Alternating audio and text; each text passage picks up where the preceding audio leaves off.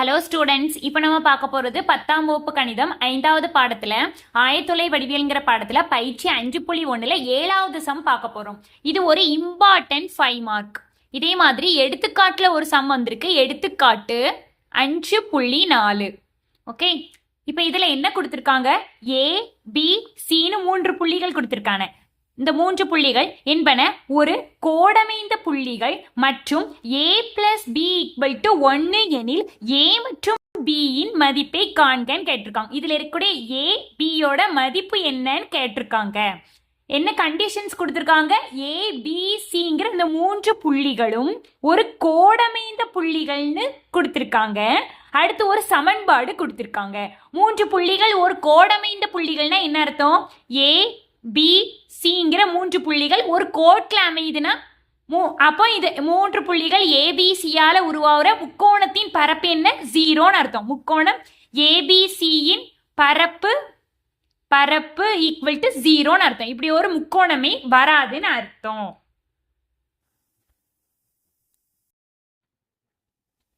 அப்போ ஏபிசி என்பன ஒரு கோடமைந்த புள்ளிகள் எனில் முக்கோணம் ஏபிசியின் பரப்பு ஈக்குவல் டு 0.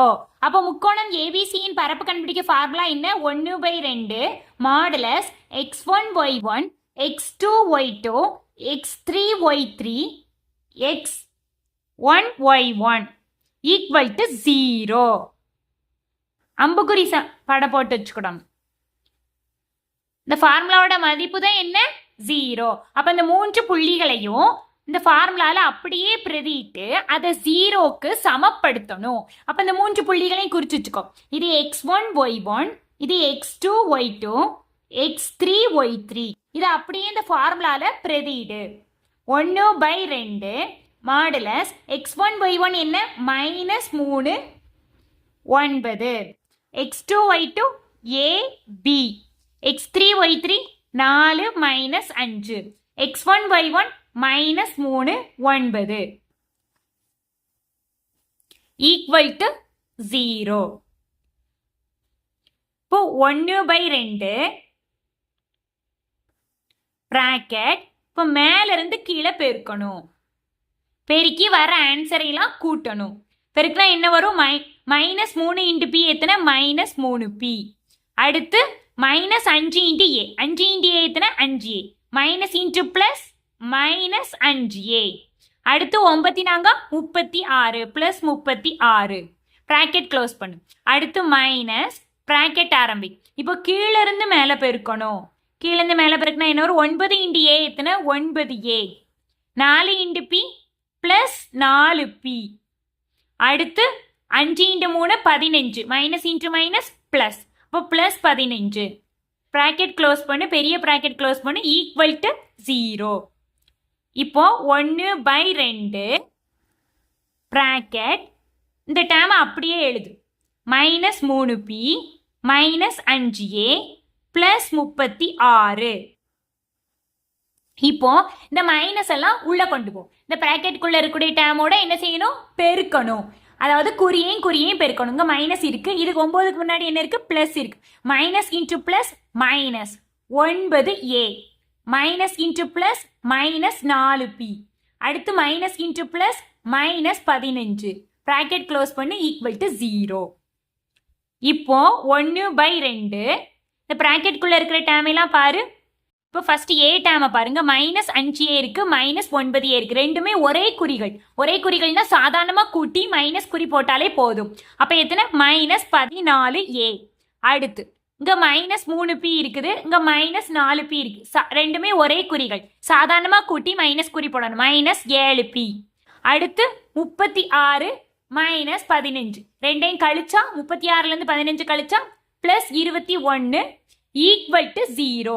இப்போ ப்ராக்கெட்டுக்குள்ள இருக்கிற டேமை அப்படி எழுது. -14a -7p +21 equal to. இப்போ இந்த ப்ராக்கெட்டுக்குள்ள இருக்கிற டேமோட இந்த 1/2 எப்படி இருக்கு? பெருக்கல்ல இருக்கு. அப்போ இது ஈக்குவல்ட்டுக்கு அந்த பக்கம் கொண்டு போவையில வகுத்தலா மாறும். பை 1/2. இப்போ இந்த டேம் அப்படி எழுது. -14a -7p +21 equal to. தொகுதியில் 0 இருக்கு. அப்போ பகுதியில் எந்த நம்பர் வந்தாலும் ஆன்சர் என்ன? 0. இப்போ இதை பாரு, இதுல இது 14, 7, 21. இது எல்லாம் எப்படி இருக்கு? 7ஓட மடங்குகளா இருக்குது. அதனால இந்த எல்லாத்தையும் 7ஆல நம்ம வகுக்க போறோம். ஏன்? கொஞ்சம் சின்ன வடிவத்துல கொண்டு வர்றதுக்காக, கொஞ்சம் சுருங்கிய வடிவத்துல கொண்டு வர்றதுக்காக. அப்ப இது எல்லாத்தையும் 7ஆல வகுக்கணும். அப்ப இருபுறமும் 7ஆல் வகுக்க. வகுத்தா என்ன கிடைக்கும்? -14a/7 -7b/7 plus 21/7 equal to 0/7.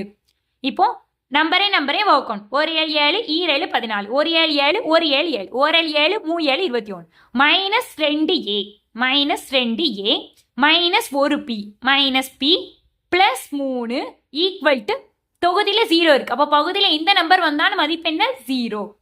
இப்போ -2a -p இந்த பிளஸ் p ஈக்குவல்ட்டுக்கு அந்த பக்கம் கொண்டு போறேன். அந்த பக்கம் கொண்டு போனா என்ன ஆகும்? -3 மாறிடும். +3 ஈக்குவல்ட்டுக்கு அந்த பக்கம் கொண்டு போனா -3 மாறிடும். இப்போ நம்மளுக்கு ஒரு சமன்பாடு வருது. இதை 1ன்னு போட்டு வச்சுக்கோ. 1வது சமன்பாடு. இப்போ கொஸ்டின்ல என்ன கொடுத்துருக்காங்க? கொஸ்டின்ல இந்த 3 புள்ளிகள் என்பன ஒரு கோடமைந்த புள்ளிகள்னு ஒரு கண்டிஷன்ஸ் கொடுத்துருக்காங்க. அடுத்து a + b = 1 அப்படின்னு ஒரு சமன்பாடு கொடுத்துருக்காங்க. இதை நீ பயன்படுத்தி a மற்றும் b இன் மதிப்பை கண்டுபிடி அப்படின்னு கேட்டிருக்காங்க. இப்போ a + b = 1 கொடுக்கப்பட்ட சமன்பாடை எழுது. கொடுக்கப்பட்டது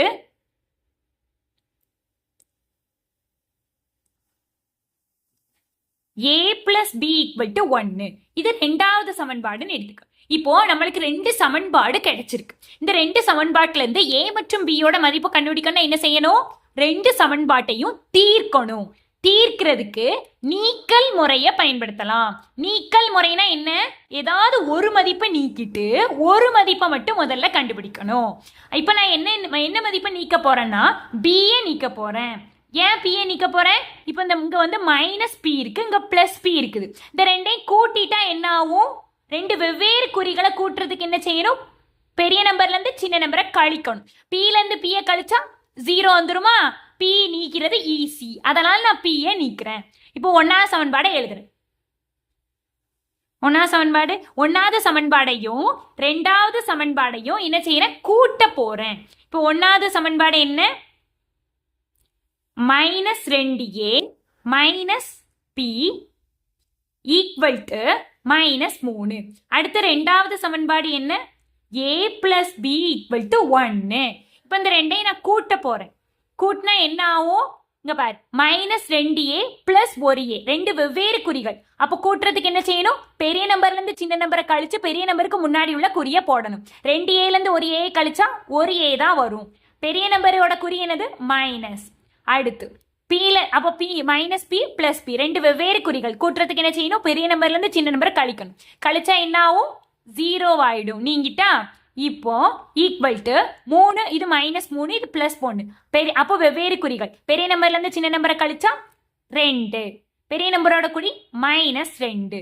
இப்போ இங்க இங்க ஒரு மைனஸ், இங்க ஒரு மைனஸ், 2 கேன்சல் பண்ணிடலாம். கேன்சல் பண்ணிட்டா a = 2ன்னு கிடைக்குது. Okay, a கிடைச்சிருச்சா? இப்போ இந்த a-ய 1வது சமன்பாடு அல்லது 2வது சமன்பாடு ஏதாவது ஒரு சமன்பாட்டுல பிரதியிட்டு b-யோட மதிப்பை கண்டுபிடி. எந்த சமன்பாடு ஈஸியா இருக்கோ அதுல பிரதியிட்டுக்கலாம். இப்போ a + b = 1ன்னு இருக்கு. இதுல நான் பிரதியிடுறேன். பிரதியிட்டா என்ன ஆயிடும்? a-க்கு பதிலா இதுல 2வது சமன்பாட்டுல a + b = 1ன்னு இருக்கு.